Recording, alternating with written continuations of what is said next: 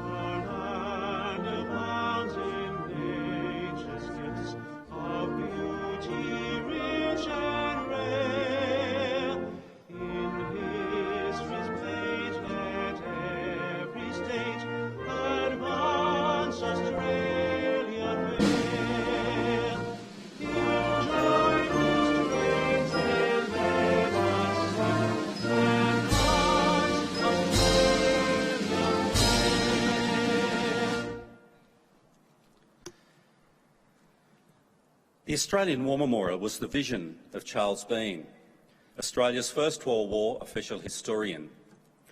Bean landed with the Australian troops on Gallipoli and stayed with them at the front through to the end of the war. The idea of this national memorial and museum came to him at Pozières, France, in the depths of the bloody fighting of 1916. Bean's idea was that this would be a place where families and friends could mourn loved ones buried in faraway places. It would also be a place that could help all Australians understand what these men and women had endured and what they had done for us. Bean's vision, to which we remain true, is best expressed as inscribed in the entrance to the memorial's galleries. Here is their spirit, in the heart of the land they loved, and here we guard the record which they themselves made. Tonight we'll read the story behind just one of those on the Roll of Honour, which lists the names of more than 102,000 men and women who have given their lives for us in war and operations over more than a century.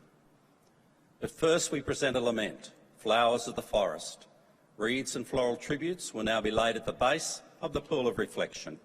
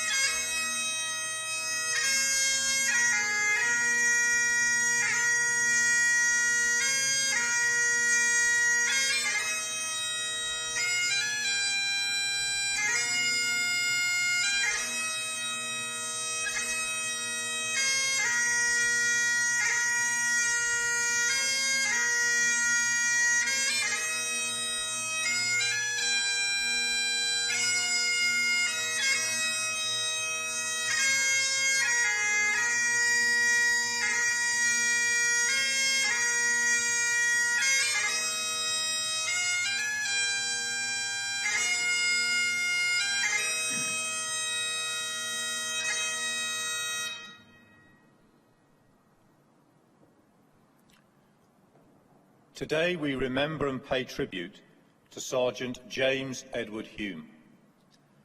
James Hume was born on the 2nd of July 1877 in Narrabri, New South Wales, to Charles and Catherine Hume. The family moved to Nerragunda when James was a young boy, and he attended the local public school.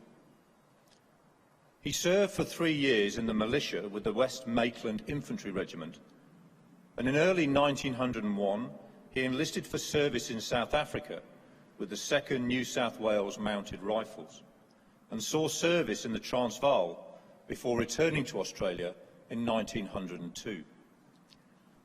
After his father's death in 1907, Hume moved to Mareeba in the Atherton Tablelands and took up farming. He enlisted in Townsville soon after the outbreak of the First World War on the 21st of August 1914, joining the newly raised 9th Battalion. After the most basic of training, he embarked from Brisbane on the 24th of September with his battalion aboard the transport ship Omra. After disembarking in Egypt, the 9th Battalion assisted in setting up Mena Camp and began their training, and the men saw much of Cairo and the surrounds during their periods of leave. In March, the 9th Battalion sailed with other units of the 3rd Brigade to Lemnos in preparation for the Gallipoli campaign. Hume was amongst the first wave of Australians ashore in the early hours of the 25th of April. In the days that followed, he was promoted to Lance Corporal. He took part in the defence of the Australian line on the 9th of May, when an Ottoman counterattack was bloodily repulsed. In August, Hume was evacuated to Malta with rheumatic fever, which ended his Gallipoli campaign. The 9th Battalion was withdrawn from Gallipoli for rest on the 16th of November, and the following day made its way to Lemnos. 2 days later, Hume returned to the battalion, and on the 3rd of December, Hume was promoted to corporal and then sergeant the following day. The 9th Battalion returned to Egypt in the early days of January 1916. With the expansion of the AIF, members of the 9th Battalion marched out to form the 49th Battalion, and those that remained were tasked with training the new reinforcements. In late March, the battalion sailed for France, and by May, they were in the front line in the nursery sector. In June, Hume volunteered to take part in a trench raid being organised by Captain Maurice Wilder Nelligan. The men trained for several weeks and made numerous nighttime forays into no man's land to familiarise themselves with their plan of attack. On the night of the 1st of July, the raid took place. Hume was involved in holding back German counterattacks and the capture of numerous weapons, pieces of equipment and prisoners. When the signal to retire was given, the Australians and their prisoners made their way back towards the Australian lines. As Hume was withdrawing, he was shot through the right buttock, and the round penetrated into his abdomen. He was taken to the 1st Australian Casualty Clearing Station, where he died from his wounds during the day. It was his 39th birthday. He was laid to rest in the Astaire Communal Cemetery and Extension. Hume's name is listed on the Roll of Honour to my right, among more than 60,000 Australians who died while serving in the First World War. This is but one of the many stories of service and sacrifice told here at the Australian War Memorial.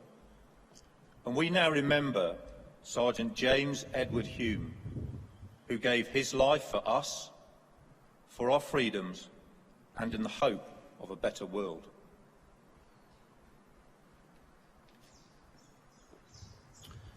Please stand for the reading of the Ode and the sounding of the last post.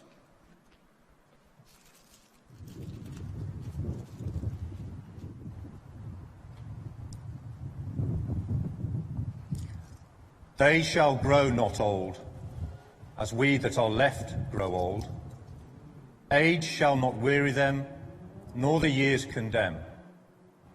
At the going down of the sun and in the morning, we will remember them. We will remember them.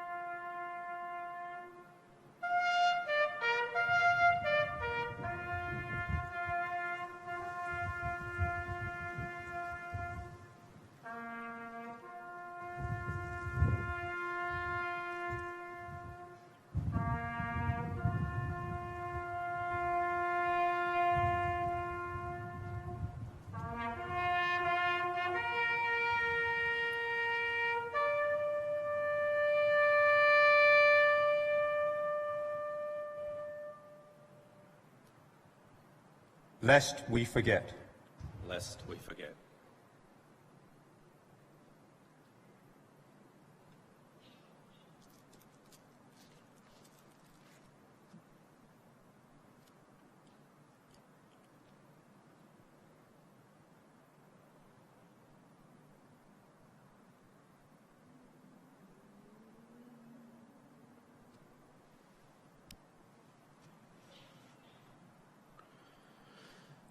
We leave you this evening with the words of the memorial's founder, Charles Bean.